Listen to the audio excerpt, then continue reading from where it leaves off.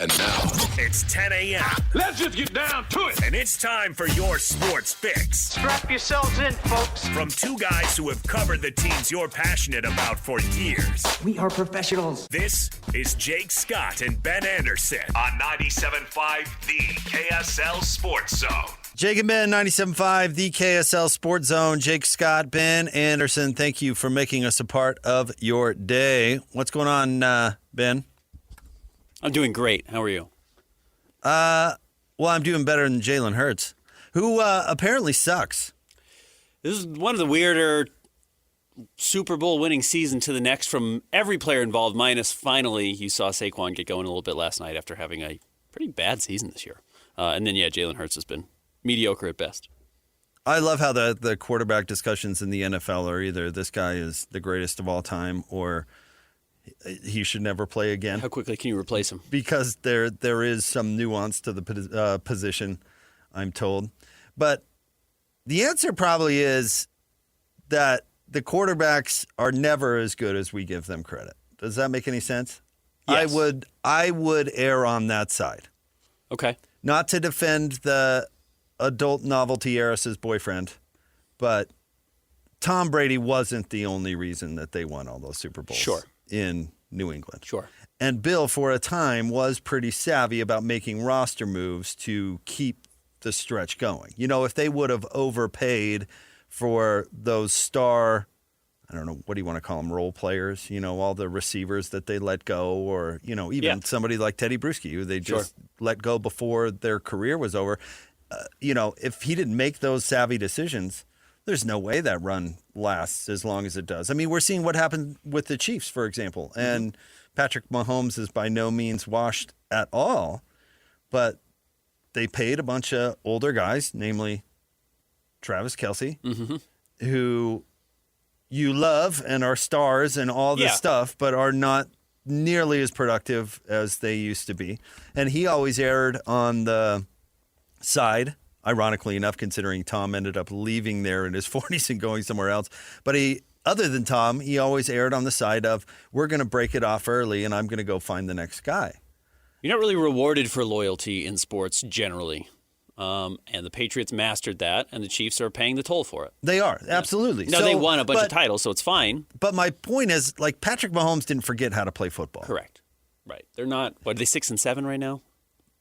It was never as much about. Walked right into that. It was never as much about Patrick Mahomes as we pretend that it is, or not pretend, or I guess observe. Yeah, because it's shorthand. Yeah, yeah, because we say, oh, the quarterback position is pretty important, and then somebody's good at it, and we're going, oh, well, that's the reason they're winning. Joe Flacco gets paid in Baltimore after winning the Super Bowl, and then team is on the fast track to Sucktown because he was never that good. They didn't win that Super Bowl because of Joe Flacco. Sure. Hard to win without a good quarterback. But having a good quarterback alone, as we can see with the Chargers, though they did win last night, doesn't guarantee you long-term success. It is hard to win without a good quarterback. But that take is what muddies the waters. Yeah. Because then we say, well, you have to have Patrick Mahomes or you're dead in the water. Right. Which is not the case. I mean, you could make a better case about that in the NBA than you can in the NFL, where if you don't have Steph Curry or LeBron James, well, you don't even start the season. If you don't have a top 5 player, your odds of winning anything significant are next to zero. Yep. So I don't know. There's way more nuance to it, certainly in the NFL. And Jalen Hurts was probably never that good. But the Eagles had good coaches. Because they had Kellen Moore last year, who I think is a pretty solid, at least offensive coordinator. Yeah.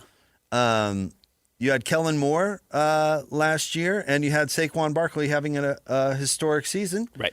And, as much, if you want to go back, I guess even further, Jason Kelce was an all-pro guy. I mean, you had these really good players that were, not to get off too much of a tangent, Ben, but what's the narrative around Jared Goff and Matthew Stafford and the Rams? That the Rams won a Super Bowl because they moved off of Jared Goff and traded for Matthew Stafford. Which maybe you think Stafford is better than Goff, because he probably is, at least somewhat. But they didn't win the Super Bowl or even go to the Super Bowl when they did go to the Super Bowl with Goff. They didn't win the Super Bowl because of Matthew Stafford or Jared Goff. They won the Super Bowl because of Aaron Donald. If you really have to boil it down to a reason to give credit for it, you know what I mean? Absolutely.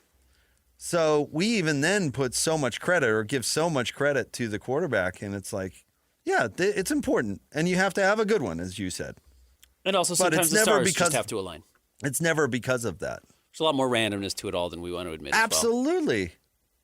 So, yeah, we like to, hot take on the radio guy, like, oh, if you don't have Patrick Mahomes, why are you even playing? Well, obviously this year that's not proving to be true. Yeah.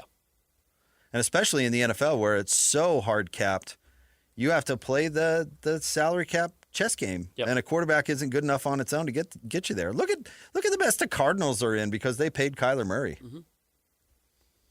Yeah, loyalty is fickle. I would bet, and if the Niners proved anything in the last few years, I think this is true. I would bet if they would have reasonably paid Kyler Murray, the Cardinals would be at least a playoff team, if not a contender. Yeah, because you can give that money to all these different positions. Yeah, and he's he's good enough that you could win games with him. Yep. Like Joe Flacco was with Baltimore, or Brock Purdy is with the Niners. But the Niners had to pay Purdy, and it's over. Yeah. It's crazy. The NFL is crazy. But the quarterback, I think we overrate them is my ultimate point, or give them too much credit. It's also why it's a fun league. It's why everyone watches it because, yes, the Eagles one year can be in the Super Bowl. The Chiefs can be in the Super Bowl next year. I mean, the Eagles are probably still going to the playoffs, but, there's no guarantee you're going to have success the next season. No, not at all. All right, Ben, where do you want to start today? There's a bunch of stuff going on in the college football world, specifically. I think we have to start with the Utes. With Utah selling out equity to its, not even its athletic department, but kind of its athletic department. Ross Dellinger of Yahoo is reporting the University of Utah Athletics is entering into what could be a $500 million plus equity partnership with Otro Capital, featuring the creation and shared ownership of a for-profit entity to operate athletics. This is directly from the article at Yahoo. It says the University of Utah is on the cusp of striking the industry's first partnership with an equity firm, which we've heard about this a lot with the Big 12. A couple of years ago was the idea. Big 10 has gotten really close to doing it, and it's gotten close to the finish line, and something always seems to hold it up, whether that's schools or final numbers or whatever it is. But yes, as you mentioned, it's a 9-figure capital infusion and the creation of shared ownership of a for-profit entity to operate athletics business and financial elements outside of the traditional university framework. I think essentially, reading Josh Furlong's tweets, who's at a meeting right now, learning kind of more about it with the president, Taylor Randall at Utah. To me, I mean, it's about keeping Utah, and I'm curious how you read it, among the cans as opposed to the can'ts in college football. And I'm sure when they looked around the Big 12 and they saw what BYU's able to do and what Texas Tech is doing, and recognizing that they probably just don't have the donor base to compete with those year in and year out, maybe on a one-off year, but year in and year out, they had to figure out another creative way to bring a ton of money into their school, and this is how they decided to do it. But it keeps you at least relevant for the time being. Okay. I mean, I hate everything about this. Okay. But what do you hate about it? I'm not running University of Utah's athletic department. I'm skeptical about it. So tell me what you hate about it. You're first of all, you're creating a for-profit entity, and then second of all, you're selling out. Well, let me put it this way. My wife got student loans when she first started law school, and she was going to school in San Diego. Mm-hmm. She was using that money to support herself while she went to law school. Right. She was looking around for an apartment to stay in while in law school and was considering multiple options, one of which, Ben, was an apartment that was a stone's throw away from the baseball stadium, which, if you know where that is in San Diego, I will let you guess whether or not it was affordable or expensive. Yeah. And I said to her when she was saying, well, maybe I should do this. And I said to her, you know we're going to have to pay this money back, right? And she said, oh, yeah. And then she got us place in South Park. Yeah. So, like, you're cashing out now at what expense? And this is a public university. You're cashing out now. You're cashing out and you're forming a for-profit entity with an equity company. This is far, far away from the mission of any university. So you have to cash out to stay relevant. I guess that's one thing. I don't think this is appropriate.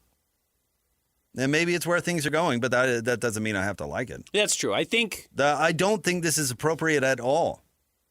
I certainly think it's a full recognition that we have completely abandoned, yes, what the mission statement was of college athletics, and that's probably been dead for a while. This is just another shovel full of dirt. But they didn't have to spearhead it. No, Utah they didn't have to spearhead it. Utah didn't have to be first. I do think there is value into being first. It doesn't mean it's more moral, but it does give you some freedom. Because what I don't think is that every college can do this. I don't think every school can do this.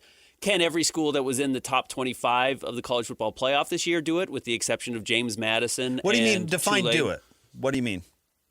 Get a proposed, I'll be curious how much this number actually ends up being, get a $500 million influx of capital into their athletics department. Every school can. Every school is not going to get $500 million. Correct. So they're allowed but to. When Weber State does it, they don't need $500 million. No, they don't. I don't. It also infuses a bunch of money into the market. As soon as all these schools start doing it, Yes. then that's a little thing called inflation, which we've talked about. It's the $20 million fund you get before teams get to spend whatever NIL money they want. You're flush with cash because of the student loan today. Well, what about in 10 years? And so part of me says, listen, if you can't keep up today, then you're gonna have to come to grips with that and not keep up. Mm-hmm. Back in the Mountain West era, Utah could not keep up with USC. Well, they couldn't keep up. They didn't. That's the world they lived in. And then you try to punch above your weight and you try to make some headlines and find some diamonds in the rough and all that stuff. But that's where you were in the world. Ben, you're not taking out a loan so you can get into high Salt Lake City society. Right. I can't afford it. I don't belong there. So me taking out a loan to get there does not actually put me in that group. So is this intelligent? I don't know. But I certainly think it's inappropriate. And as a state of Utah taxpayer, that money that comes out of taxpayer money to supplement the program, that better end today.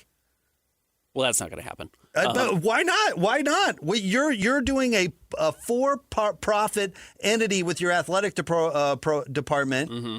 You're going to make money off of this, or else this group wouldn't do it. So you don't get to have your hand out anymore. You're a business. You don't get to have your hand out anymore. And yet we fund arenas downtown, and we have been funding $1 billion and $500 million operations for sports in general. They've been providing the Utah Recruiting Fund.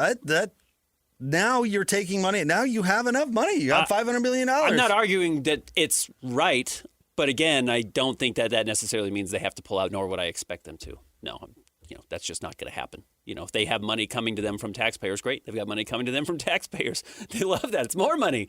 And that's what this is about. More from the Yahoo article. This project includes a fascinating wrinkle. The university is offering a prominent group of donors the ability to purchase a stake in Utah brands and entertainment, which is kind of what this whole thing is. Already, university officials have culled a small donor base to generate millions in purchase agreements. So basically what they're saying is donors, instead of just giving us a $10 million check for the next 5 years or whatever it is, you actually get some equity in this company, and ideally you can get your money back. But by giving us money early on, I do think there is a desire to make sure you don't drown right now while there is so much money coming into college athletics.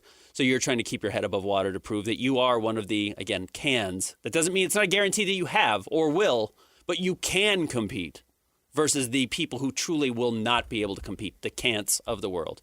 And I think Utah is trying to make sure they're staying on the right side of the line of teams that can compete when this thing gets narrowed down to 50 teams, 60 teams, 12 teams, whatever it is. Utah's trying to make sure they're as close to the top as possible. All right. Find a different way. I don't think this is a good answer.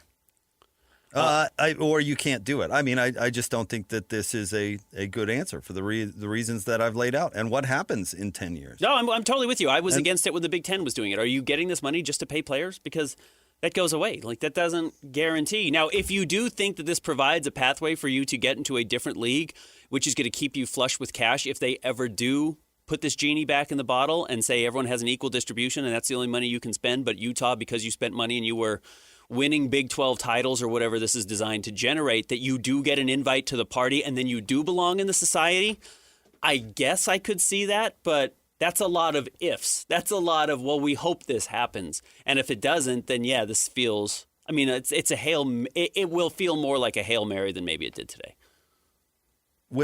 If they become flush with cash and that scenario pays out, it's not going to the university, it's going to these people. Correct. And these select donors, because it's for profit. These people are going to make their money. Yes. So why not just keep what you've got right now and they feel not be in the club? Yeah, because they feel like it's not enough, and not being in the club's not an option. That's honestly, that has to be the fear. Why else would you do this? If you don't feel like you have enough to compete and it's essential that you stay in that club, which again is the haves or the can-dos of college football, they must feel like this is necessary. I would question it as well. I'm skeptical of it, as you mentioned.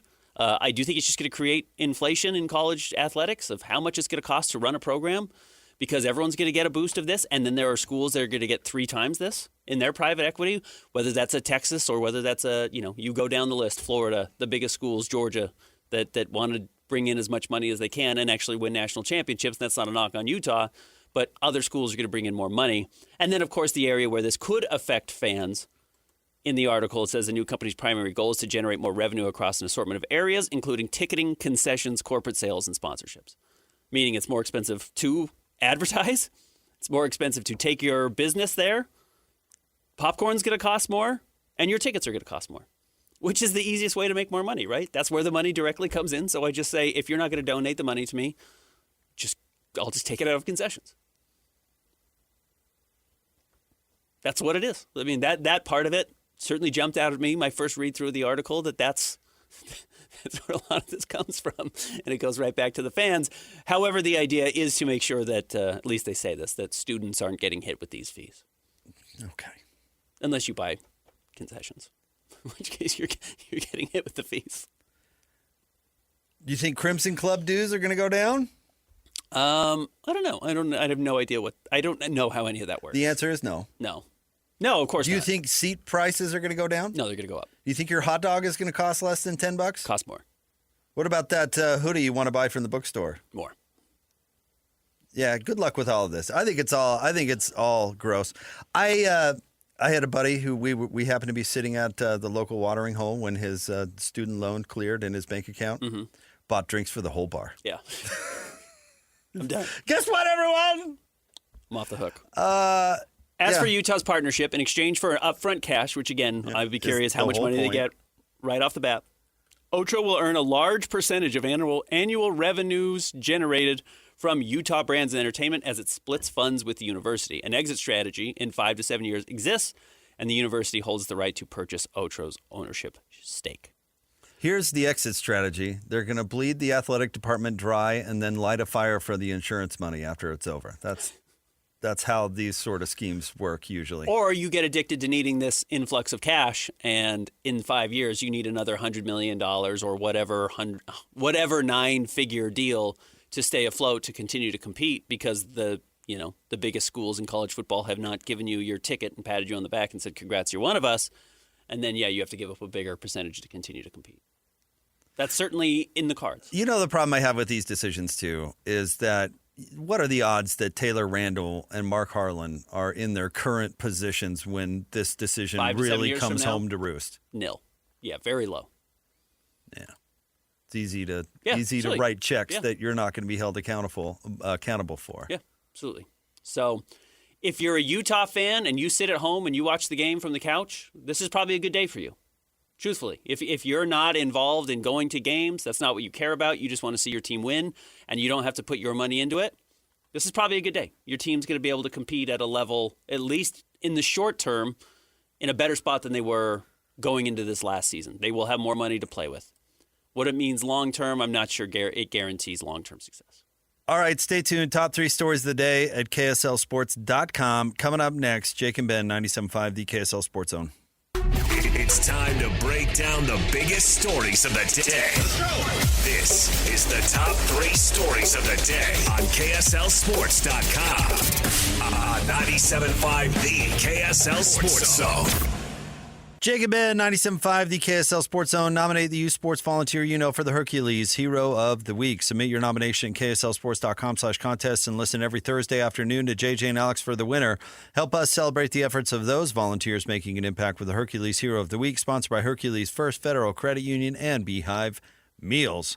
Time for the top 3 stories of the day. KSLSports.com, brought to you by J. Brooks Jewelers. Cherish your love with J. Brooks Jewelers. Explore their expertly crafted engagement rings made from the finest materials. J. Brooks Jewelers. All right, Christian, where do you want to start today? Number one, there are a lot of rumors and speculation that Notre Dame might be looking for a home in a conference. Could they be fit for the Big 12? I wrote the headline just, Notre Dame to the Big 12? Yeah. I was going to tell Christian to not get ahead of himself. Yesterday's fallout from the playoff, I thought was interesting. It was I followed it all day because I don't know what's the word, Ben. It's a juicy story. Yeah, it is. Notre Dame really has their feelings hurt, and they're airing out some laundry. They're mad specifically at the Mouse, and the ACC ended up catching a lot of the wrath of the Notre Dame AD. What's this guy's name? Pete. What is it? Bavacqua? Yeah, maybe it's Bavacqua. It's yeah. Bavacqua. I think he was anyway. Pete Bavacqua basically said that they've done serious damage to the relationship with Notre Dame. He said, you never say irreparable, but it's opened our eyes and caught our attention. But we'll move past this. We're already focused on next season. Oh, sure you are. But he said he was confused and frustrated. He said the ACC was taking shots. When asked to be specific, he said, quote, we didn't appreciate the fact that we were singled out repeatedly and compared to Miami. Not by Miami. Miami has every right to do that, but it raised a lot of eyebrows here that the conference was taking shots at us. What he's complaining about is a PR campaign by the ACC and ESPN, what they perceive as anti-Notre Dame and pro-Miami. Yeah. Later in the day, Jim Phillips, the commissioner for the ACC, said the University of Notre Dame is an incredibly valued member of the ACC, and there is tremendous respect and appreciation for the entire institution. Ready for the butt, Ben? With that being said, when it comes to football, we have a responsibility to support and advocate for all 17 of our football-playing member institutions, and I stand behind our conference efforts to do just that leading up to the College Football Playoff Committee selections on Sunday. You're right. This is an extraordinarily juicy story, mostly because of the random perfect storm elements that go into this, which involves Notre Dame being an independent element, essentially, despite their loose tie to the ACC. The fact that Notre Dame is one of the 10 biggest names in college football.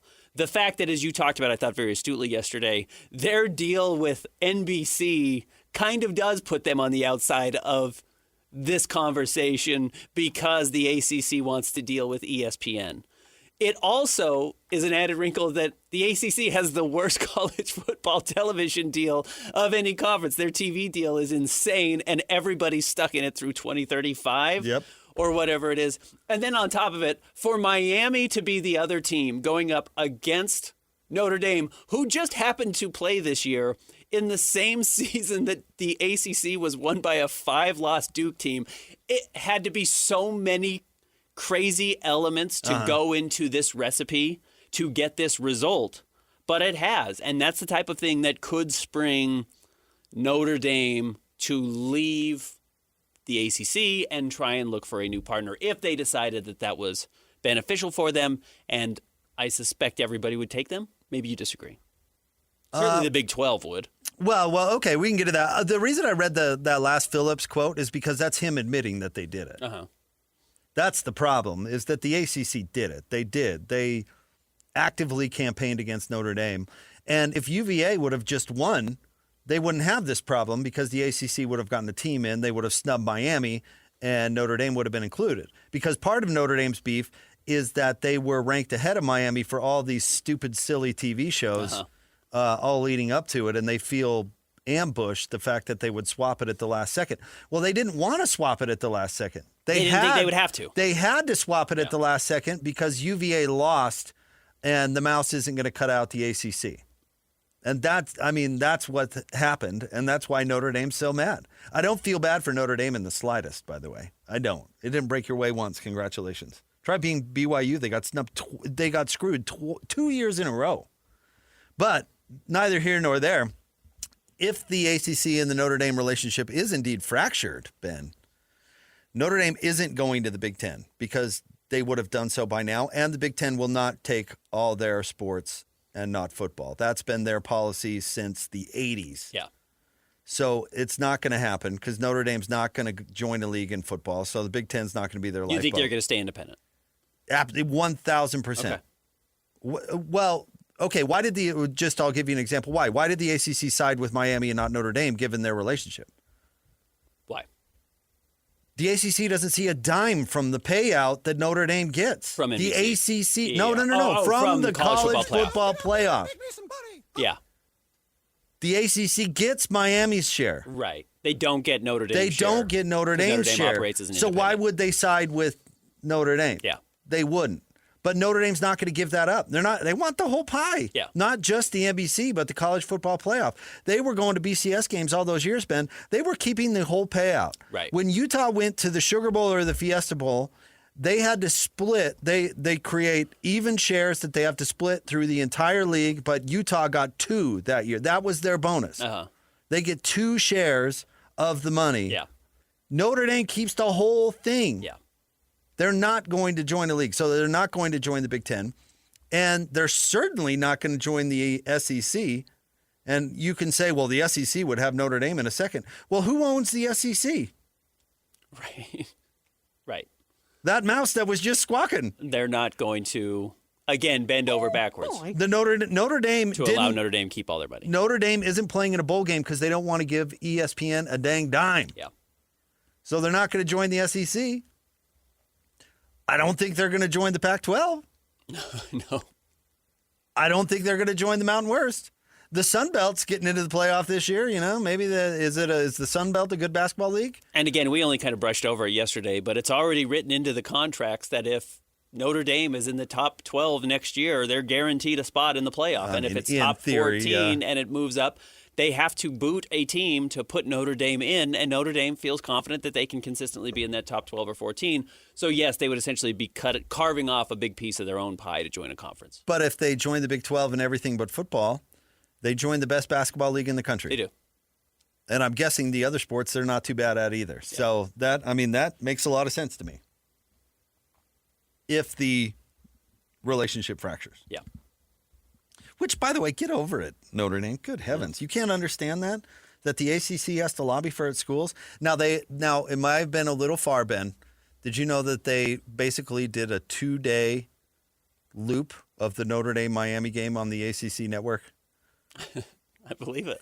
They did. They did for 2 days. They played that game it's very straight. Funny. That might have been a little far.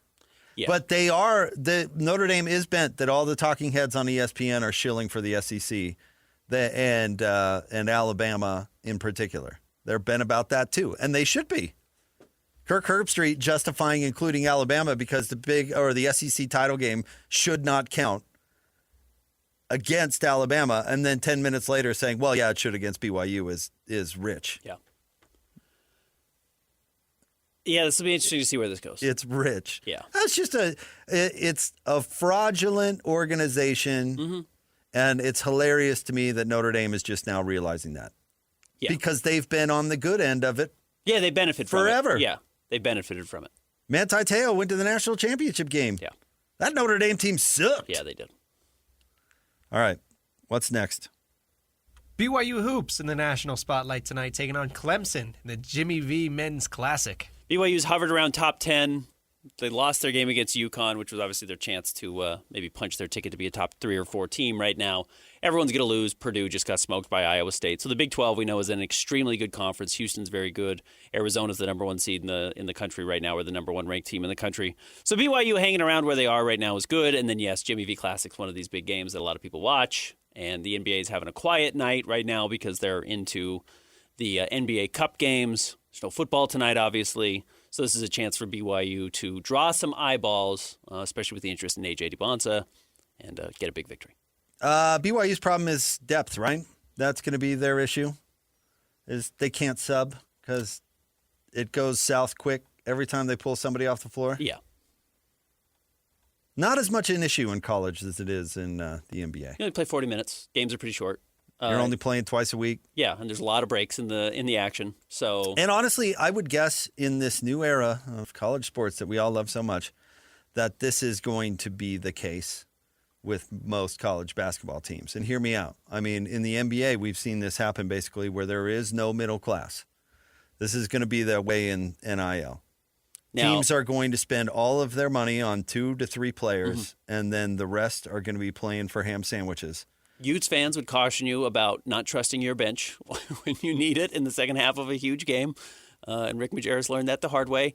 But you're exactly right that you're going to have guys throughout the tournament that are playing 38 minutes a night. Yeah, because you're going to have to steal spots. You're going to have 6-man rotation. The only teams that will have a bench are teams like Creighton, who have decided to equally distribute all of don't their, have top-end their talent. budget. Yeah, they don't have top guys. They've done it quite on purpose. I think it's an interesting philosophy to see if it succeeds, but you don't create a hierarchy in your locker room. Everybody's treated the same, and you hope you can get more players there. But you get what I'm saying. Like, if you're a backup point guard for BYU, well, let's not keep it local. If you're a backup point guard for Louisville, and they're spending all of their money on 4 guys, let's say, and you're good enough to be the backup point guard at Louisville, you're good enough to make a lot of money at Marquette. Yes, absolutely about it. Yes. So you're not going to go to Louisville. You're going to go to Marquette because Louisville is only paying their backup point guard $15 an hour. Right. Curious, I'm trying to look at the minute distribution for BYU right now. And yeah, they've got 6 guys playing 19 or more minutes, half the game or more. And then it drops off significantly. And, that includes Keba Keita, who's only averaging 19 minutes a game, and that'll obviously go up as the season progresses. But, yeah, it's not a lot of depth beyond that. And then you're right. They've got 6 guys averaging 7 points or more, and then it drops to 3 or less. So, yes, they do not have guy 8, 9, or 10 on the roster. So BYU's got to hope for health. So, I'm sure it'd be great to beat Clemson, but hope they come out healthy. That's the most important thing because probably can't suffer too many injuries and be competitive for the Big 12 title. Yep. Not to be a downer, but it is the best basketball league in the country. Yep. And you're going to have to be healthy with your main guys, and they're going to have to play a lot. The nice thing is, regardless of what happens, you can probably, as long as you maintain a solid winning percentage in the Big 12 and have the name value that you have, even if you don't beat a Houston or you don't beat an Iowa State or you don't beat an Arizona, you're a 3 seed because the Big 12 has that type of respect. Well, but that's why I'm saying is to be alive to compete for the Big 12 title, yeah, which is a steep standard, obviously. All right, what's next? Number 3, Isaac Wilson announced yesterday that he will be entering the transfer portal. I have no idea why he came back last year. It was surprising that he came back last year, considering it was a system that doesn't benefit any of the stuff that he does. And as soon as you saw Bird Ficklin get out there and move the ball as well as he did within that system, you could see the writing on the wall that Isaac Wilson wasn't going to play. Now, I do think it was nice of Utah to redshirt him. Now, it's not exactly charity. They didn't want to play him because they had a better backup. But I'll be curious where he ends up. I'm not sure he's a shoo-in for, Utah State or something of that, a team of that sort. That's not why I said I have no idea why he came back in the first place. It had nothing to do with second string, third string, or any of that crap. If I got thrown under the bus for an entire bad year, I'm out. What's his legacy at Utah? Yeah, one of the worst recruits they've had. One of the biggest recruiting whiffs they've ever had. What's his recruit like on the field? Everybody thinks Isaac, oh, that guy stinks. Yeah. That guy stunk it up. Coach Witt would have, had 6 more wins on his career total if it weren't for that bozo. I'd be out for sure. I'd go get a fresh start somewhere. I'm shocked he came back. I'm with you. Good for him, whatever money he was able to make last year at Utah.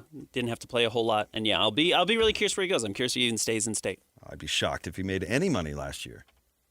As the backup, I bet somebody paid him a little bit. As the third string? I don't think anyone knew he was going to be the third Well, remember, string. they were saying he was the backup until like midway through the season. Oh, he was the backup until Bird Ficklin was on the field, and they were like, that's not Even Isaac when Wilson. Bird Ficklin was on the field, they were like, oh, we're still going to redshirt Bird. Yeah. Isaac Wilson is the backup. Yeah.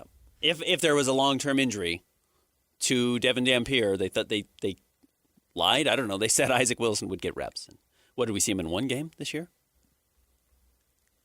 I honestly don't remember. I think we're assuming. Snaps. I think that we're assuming that small schools and down on the depth chart guys are making way more money than. I don't think he's making a ton. I think now, other than he may have signed a contract when he was leaving high school to go to Utah, that may have been for multiple years. There are Mountain West schools that are paying no money. Mm-hmm. That aren't paying anybody. One game this year, one appearance. So if Utah's paying their third string quarterback, honestly, well. If they're paying their second string quarterback a lot, they're foolish.